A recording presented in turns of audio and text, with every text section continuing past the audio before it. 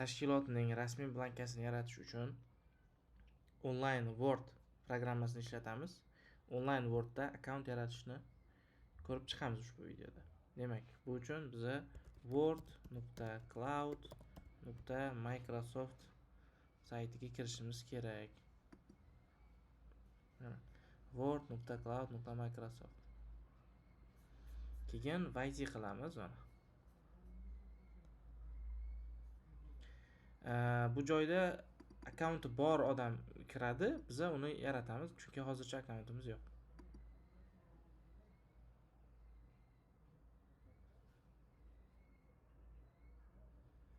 Demak, emailingni kirit deyapti. Istalgan bitta email kiritamiz. Bu Gmail bo'lishi mumkin, bu Mail.ru bo'lishi mumkin. Buni ahamiyati yo'q. Endi o'sha emailimizga kod boradi. Xo'p. Gmail akkaunt tekshiramiz. Unga kod kelgan bo'lishi kerak.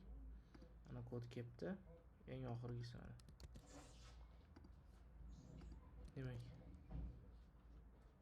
Va endi tug'ilgan sanangni kirit deydi, tug'ilgan kuning. Xo'p. Endi familiya, ism, dalее. Xo'p, докажите, что вы человек. Ya'ni odammisan yo botmisan, o'shani botmasligimizni isbotlashimiz kerak. Buni bosib, sichqoncha bilan ushlab turish kerak. Xo'p. Bu tekshiruvdan o'tdik. Endi keyingi bosqich.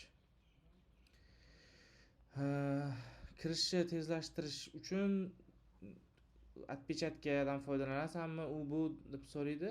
Buni hozir o'tkazib yuborsak bo'ladi. Shart emas. Пропустить.